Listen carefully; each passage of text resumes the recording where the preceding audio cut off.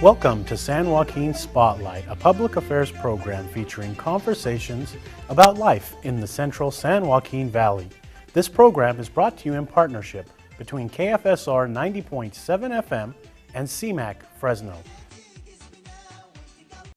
I'm your host, Sevag Tateosian. Today in the studio, we have Garry Kennedy. He is a local author.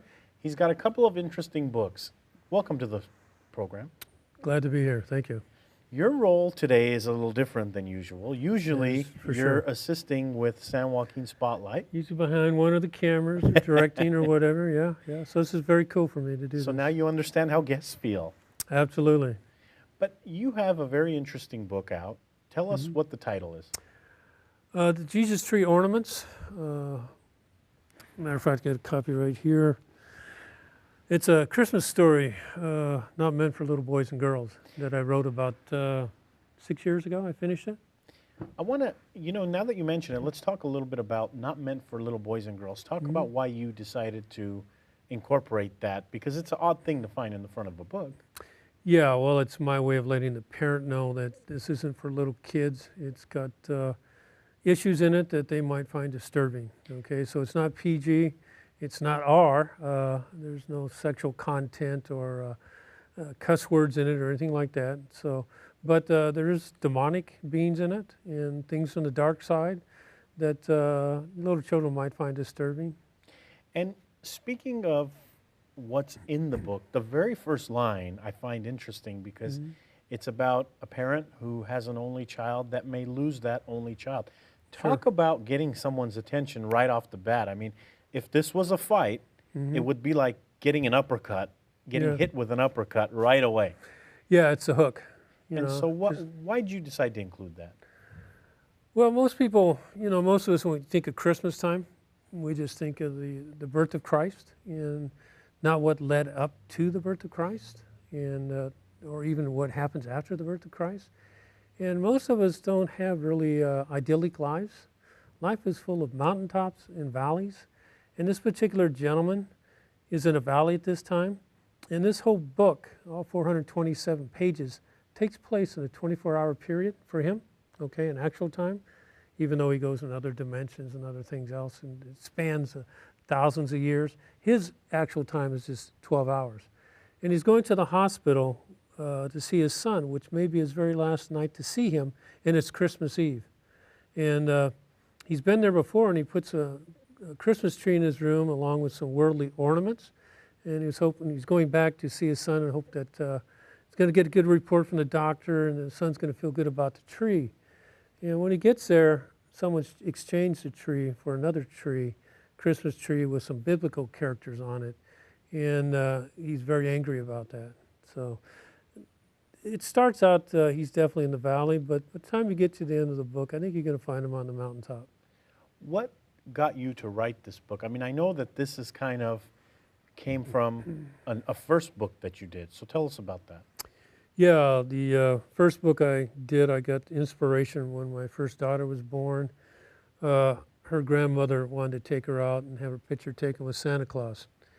I'm not against Santa Claus, okay? I've even dressed up as Santa Claus at cocktail parties, had a great time, okay? But having not been raised in the church myself, and I was now attending church in my 30s, and she's my first daughter, I wanted to share with her the true essence of Christmas and what it's about, how it began, how it arrived at, the birth of Christ, and what's it hold for her future. I wanted to make it personal, something that she didn't have to someday be told that you need to grow up, you need to get over this, it isn't true. So the Lord gave me an idea of putting these ornaments on the tree. It's similar to a Jesse tree, but it's not a Jesse tree. Jesse tree has promises. The first book started in their ornaments, and the first one starts in the Garden of Eden, goes through the prophets of the Bible, such as Abraham, Moses, David, and Micah, and some others. And then it goes to the birth of Christ and ends up with the book of Revelation. So within 10 minutes, you could explain pretty much why we celebrate Christmas or should celebrate it, so it has meaning and value and input. Now, after I did that book, I wanted to do a novel, which is the book we're discussing tonight, The Jesus Tree Ornaments, to explain in a storytelling way in detail what all these particular events mean to us or can mean to us as believers or even non-believers for the person that wants to know more about it. Now, all these ornaments also are available for free. If you go to JesusTreeDecorations.com, you can print them out in color or black and white, and you can do kind of like an Advent thing and color one ornament a night. There's 14 of them leading up to Christmas Day if you wanted to with your children.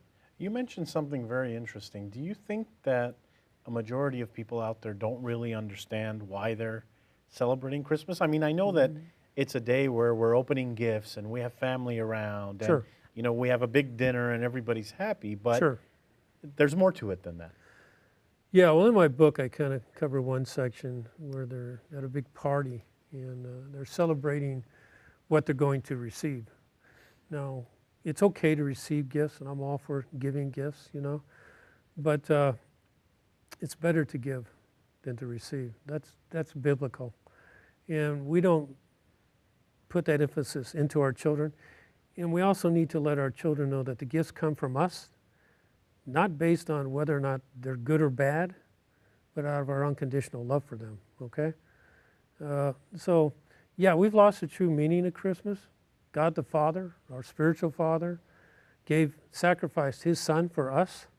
He gave to us eternal life. And that's what really Christmas should be about. The day God became a man and was born on earth. I mean, what greater story is there? We don't need to dumb it down to just a scene on a window of, the shepherds and the stars. All great stuff, but I don't know if that ever wins anybody really over. Why should people read this book? I mean, why should people who are not Christians read this book? And why should Christians read this book? Well, as a Christian, of course, we think it's the truth, and so that's why we read it.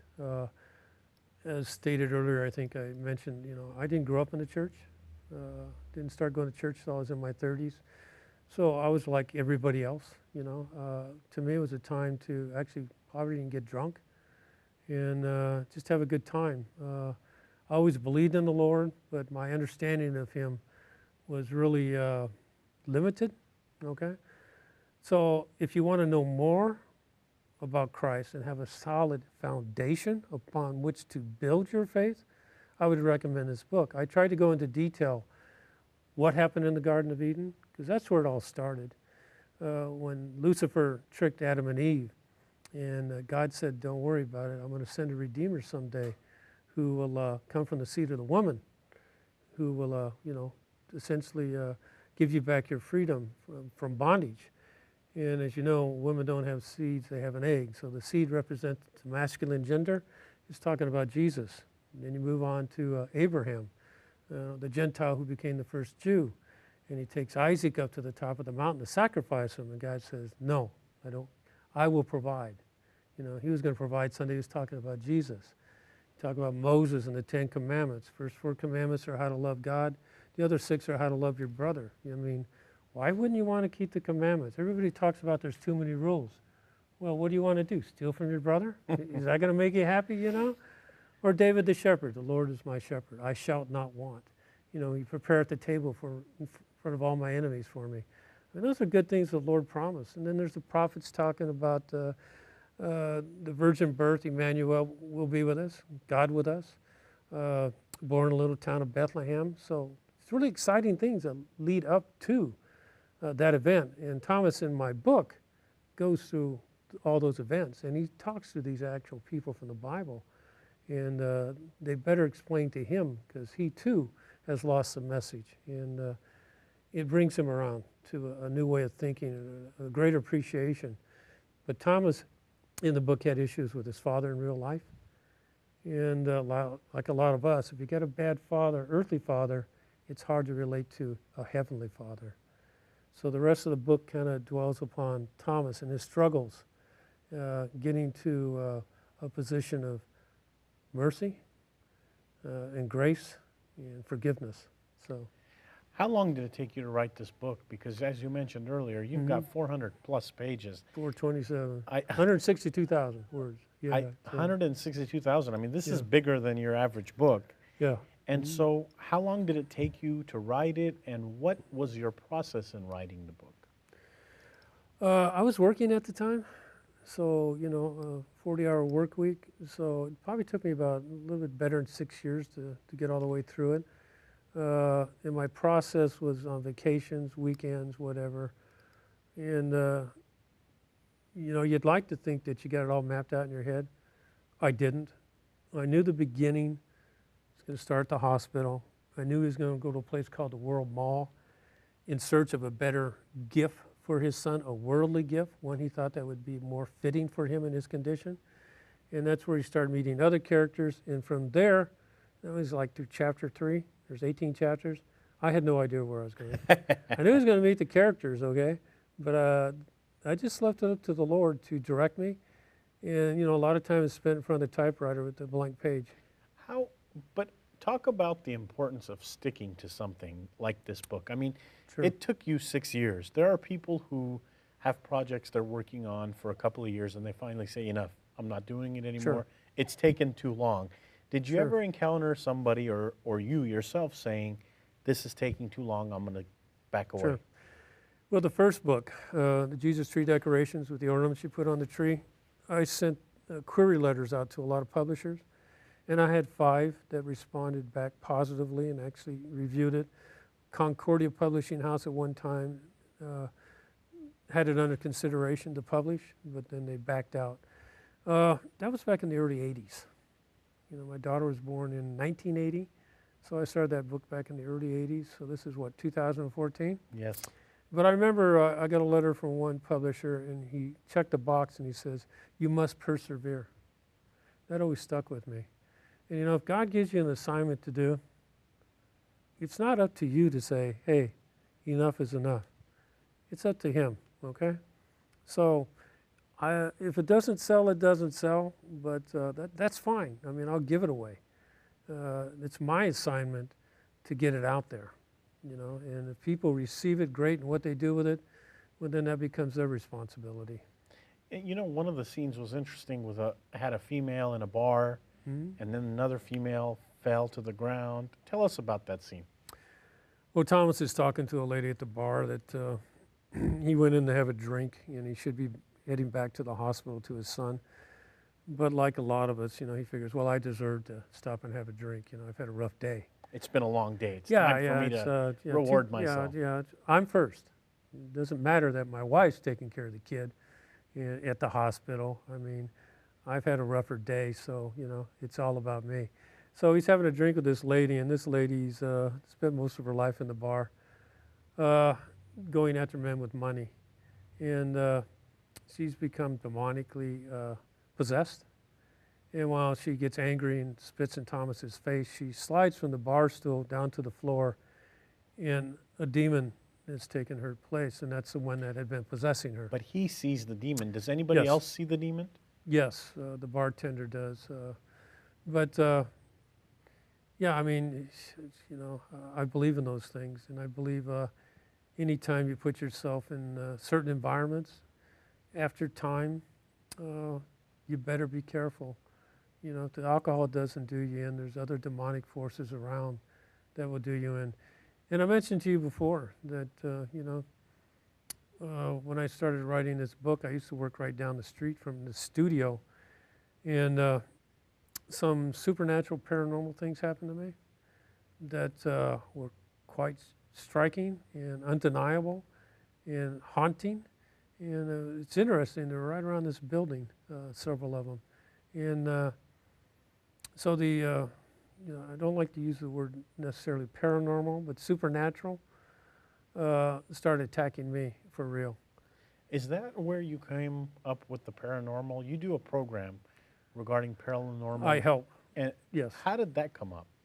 Well, actually, okay, that's a whole nother story. It's hard to go to your church and talk about, hey, I'm seeing, hearing, whatever, feeling these things, and they're kind of scary because most churches, not necessarily mine, but most churches will say, that's fine, just ignore it. Well, that ain't me. I'm not going to just ignore it, especially if it comes knocking at my door time and time again, So I didn't know who really to reach out at the church, so I got on the internet. Excuse me. I met a lady on the internet for CCPI, Central California Paranormal Investigators, Jackie Meter. And she invited me to come out to the Sky Ranch up near Bass Lake, where they do a lot of training up there, and they spend the night. And so I went up there, and I went to her classes, and actually saw some results. And I wanted to debunk more than anything if something was going on, and it's just an air conditioning vent or something. But if there's really ways scientifically to use instrumentation to validate something's going on, well, now you got my interest, And from that, I joined up with some other people, and what I really want to do is house cleansings. I don't really need or want to talk to somebody's grandmother. I want to get in there. If there's somebody, and I have done it, somebody's bothering a family and it's demonic, I want to get in there, pray for them, and kick it out. Jesus said, my followers will be known because they will cast out demons. So every Christian should be casting out demons. But first you got to believe in them, because most of the time they don't want you to know they're around. Well, and this book, if I haven't read the Bible, would it be easy for me to get through, or would it be a challenge for me to get through? I don't think the language regarding some of the mysteries of the Bible is difficult. It could be because I go deep into them sometimes, that people might find that a little bit difficult at times. But just endeavor through. I got a reason why I go deeper. I remember back to my days sitting at the bar, pondering these things, why is there evil in the world? Why do some people suffer and others don't, why was I born, a certain way and other people weren't? Who's going to heaven, who's going to hell? They're not easy questions to answer, because usually they bring up another question, So I go a little bit deeper, or at least I attempt to. I don't cover everything by any means, but I hope I give you enough that it's enough to grab a handle on and climb up that ladder yourself to understanding. Well, I mean, now that this book is out, where can people buy it? And it's been out for a while. So are you still trying to get it out there? Are you still trying to sell it? You can go to thejesustreeornaments.com. That's my own website, and get it at a discount.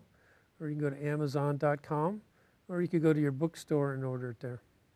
So do you foresee that you're going to be writing another book, or do you think this is the one you're going to keep just pushing out there? Well, I'm at CMAX now.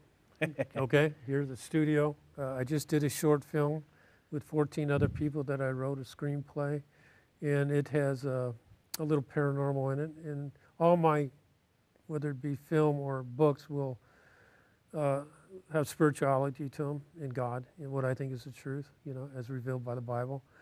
And as a matter of fact, we're going to premiere it this Thursday, so it'll start being on TV. It's called What Do You Think? Okay? And I'm writing another screenplay that I hope to go into production within the next year or so. I mean, those are my plans. We'll see how they materialize, where God leads. So now it went from really writing books and writing in this format of a book to screenplays and a different format, which is TV. Yeah, it's all creative, but also, me personally, before I really got into this novel, I was already leading groups to Mexico. We'd go down there and build houses. I've been involved in men's ministry, the prayer tent ministry. Lord has many opportunities for you out there. Don't just get fixated on one. We're supposed to be soldiers for Christ. It's kind of like when you go through basic training. They teach you a little bit about everything. You can specialize on something later on, but I think the more diversified you are, the better you can reach more people. So, you being local, I mean, you worked here in downtown Fresno. You said, oh yeah, my life. I was born here. You were born here. Sure. Was that an advantage or disadvantage when this book came out? I don't know how to answer that question. Advantage or disadvantage? That's a tough one. I mean, I have no idea how to answer that. But do you find that local people get excited that you're local? I mean, I get excited when I hear that someone from Fresno has written a book or done a screenplay or is on TV. I get excited. So is that? Yeah, I think it's a mixed bag. You know, sometimes you come across people who are, well, who do you think you are? You know, what makes you think you know? You know, especially when it comes to spiritual questions and answers. You know. And there's a lot of disagreement out there, wouldn't you Oh, say? absolutely, absolutely.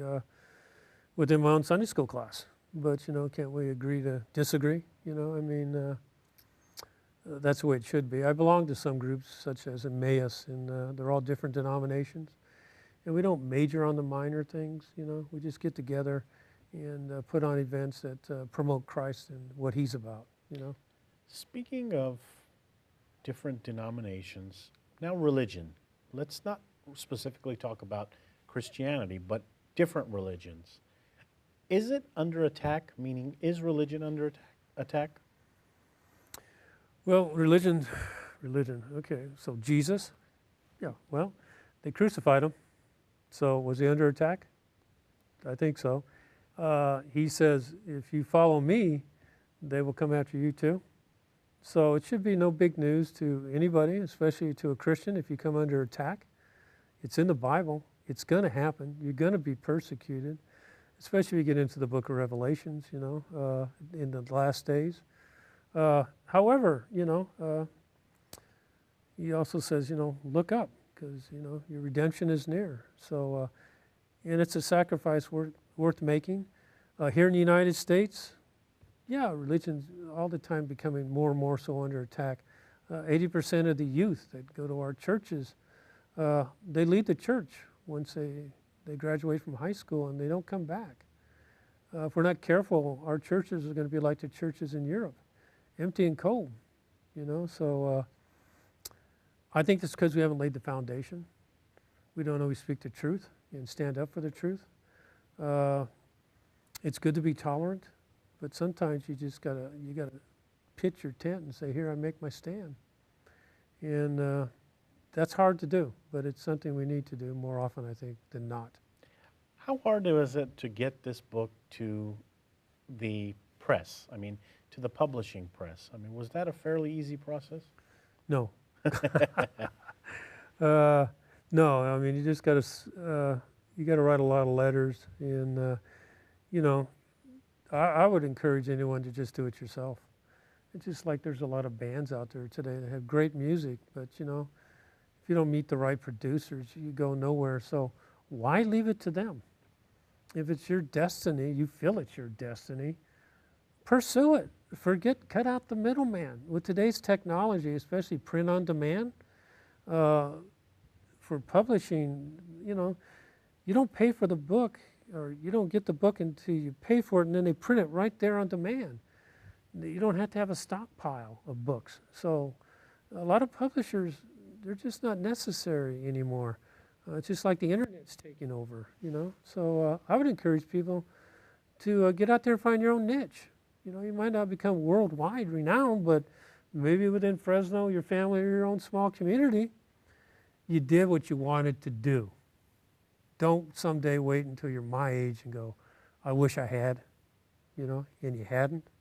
That's sad. So I'd encourage them to do that. Editing a book like this could be a cumbersome task because is. it's 400 plus pages. Yeah. So how did you edit yourself? I mean, talk about that process.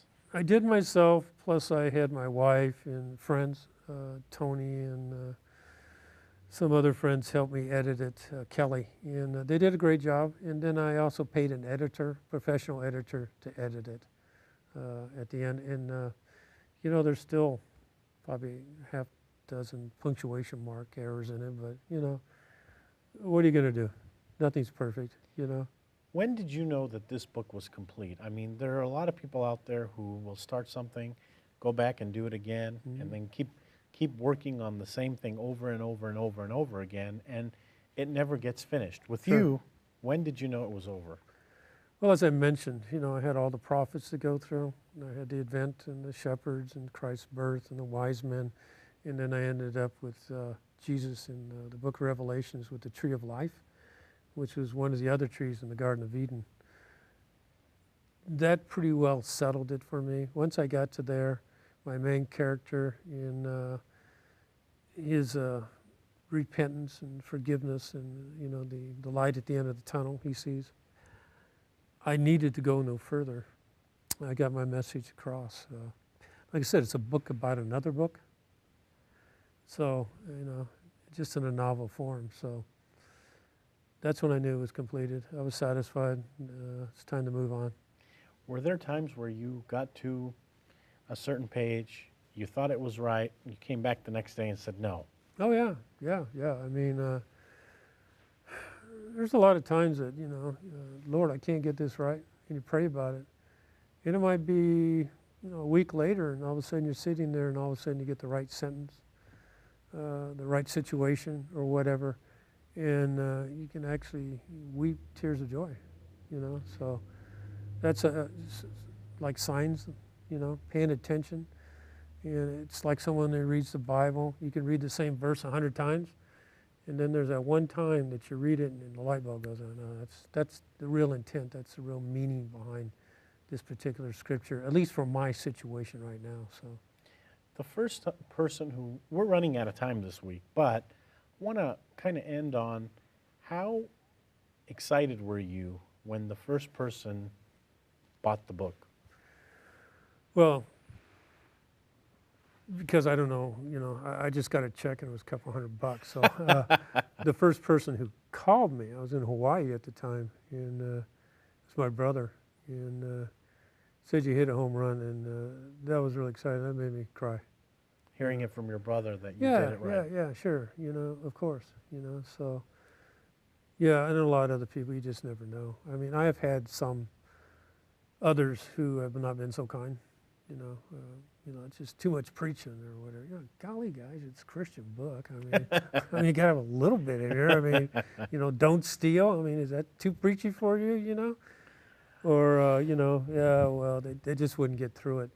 And sometimes I think it was because they saw their own selves under attack. So where can people find out more about this book or purchase it? Well, once again, just go to my website, JesusTreeOrnaments.com, or you can go to Amazon. You pay more if you go there. I would encourage you to go to my website, which is through my publisher, and they'll ship it to you. Or you can go to the Bible House, wherever, and you can order from there, but it costs more. So, excellent. You know, that's where I would go. Thank you so much for coming on the program this week. I loved it. Thank you very much. That's all for this edition of San Joaquin Spotlight. Thank you to the volunteer crew that makes this production and every production possible. Their names are in the back in the credits. We couldn't do this show without them, and we couldn't do this show if we didn't have guests. Thank you for being here today. It was great. We also couldn't have this show if we didn't have you listening to us on 90.7 FM KFSR Fresno, watching us on Comcast 93 and AT&T 99. Tune in next week to another edition.